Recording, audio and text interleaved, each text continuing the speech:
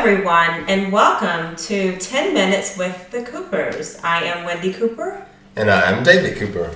And this is part 2 of our video entitled The Pathway to Womanhood, and in my husband's case, The Pathway to Manhood. And today, my husband will be sharing his experiences transitioning from a boy to a young man to a man, to a 100% full-fledged man.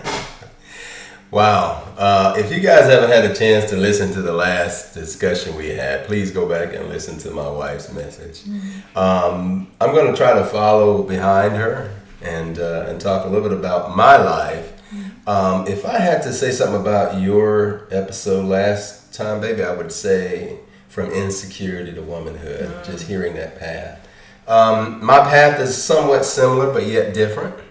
So let me begin. I think I'm going to start in middle school.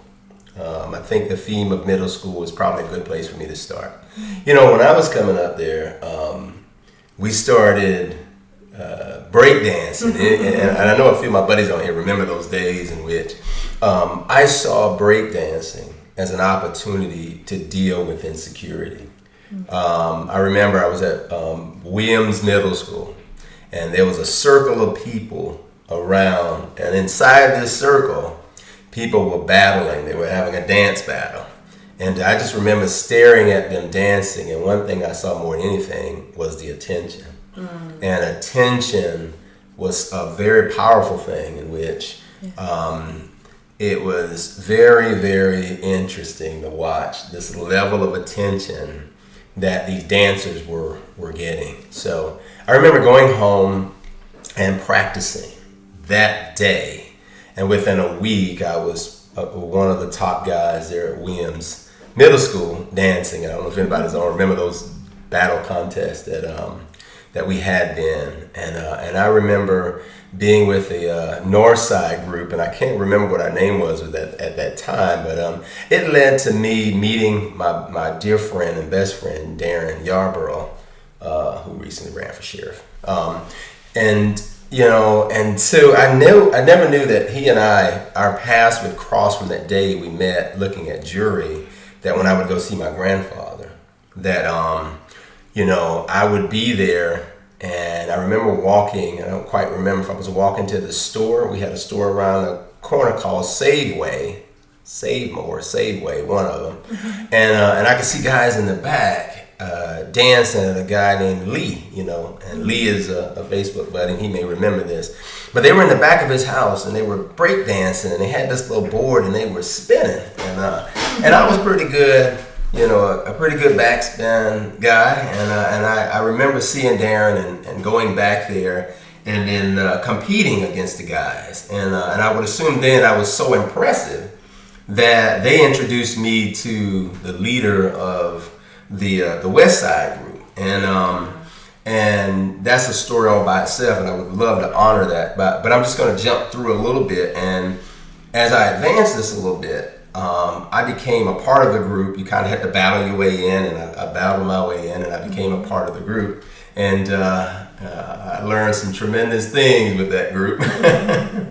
And I won't incriminate any of them on this call, but they know. And so we had a middle school contest, and the three of us, for the purpose of this discussion, I'll just keep the emphasis on the fact that we were in this contest. We ended up winning the middle school contest, and we became popular at Moore Middle School. And we went home with the talent show trophy. And I remember some girls from the school of a different shade than us driving into our community, and I remember riding in the car with them, and then the police pulled us over and told those two girls, which were not black, that they were on the wrong side of town, and made them go back, and I had to walk home, blocks home to be exact. But the whole emphasis of what I think I remember most that was difficult for me was, even though we were very popular as dance guys, something tragic would happen that would really send me into a spin. And again, to really honor that person, I'll just leave it here. But it did send me into a very, very empty spin. And so by the time I got to high school, I was kind of like still not finding my feet yet in life. I was still with a big hole in my heart. And so I started going to the East Florence Mission Center. And I would later at the East Florence Mission Center meet a gentleman by the name of Mr. Vandale Arrington. And Van and the leader of our dance group, Calvin Holloman, aka Khaki, were about the same age. And so I remember going to the East Florence Mission Center, and his style of talking to us was so similar to Cat. And because he would influence us, he would lead us, and so would Mr. Arrington. And through that encounter, I was able to get an opportunity to go to Wingate University. And there at Wingate, I was sitting there. He was doing the motivational talk to the football team. And then we were coming home. I remember this. It was just over a 2-hour ride home. And about an hour into the ride, he tapped me on the shoulder and said, "Hey, you should be in there." And that was enough for me to fight really hard to get to college. I was 23 when I was qualified to get in. This was like 3 years or so from that encounter in the car with Van. That I had to go to night school, I had to take the SAT, and I had to do a lot of things to get to college. And but what I brought to college with me was a lot of scars. A lot of disappointment in the church, a lot of disappointment with the loss of a real dear friend, and a lot of things of that nature. And so by the time I got to college, I had a good foundation of understanding who God was. Right. But I was mad at God. So by the time I met you, I was so kind of upset with God that I was really not good for anybody, because I was carrying pain. And the one thing about unresolved pain, if you don't resolve it, you spread it. That's true. And so I did a lot of spreading pain. The traumatic experience of watching a friend die, essentially, and that be your first significant death. It was really hard for me to pass that. And so I made a lot of mistakes. And so I started to find my way a little bit there at Wingate. I was able to feel like a student, even though they used to call me old man and father time on the football field, considering I was the oldest guy out there. Like I said, at 23, and by the time, I advanced through college, I'm, pushing. And so you and I, we met each other through this process. And this is not where I want to honor that, but I want to, chronicle my point of manhood. In that I didn't really know how to cherish Wendy. I really, it was like the opportunity to win you. And then when I won you, I was like, okay, how do I, it's that, I didn't have a good game plan for being the kind of guy you needed once you said, yes, I'm feeling you, you were feeling me, and then what's next? Right. And so in the what's next, I know I made a lot of mistakes in the what's next. And I think when your last recording, you began to talk about, our oldest daughter, and the fact that we weren't married, which that was something you didn't want to be. You did not want to be in that position. I don't know that you really got a chance to spread that, because we were trying to keep it all within 10 minutes. And to know that not only did I create an environment around you, I also created an environment around our daughter. One in which, to this day, we both wish we could have put her in a little bit better matrimonial position, if you will.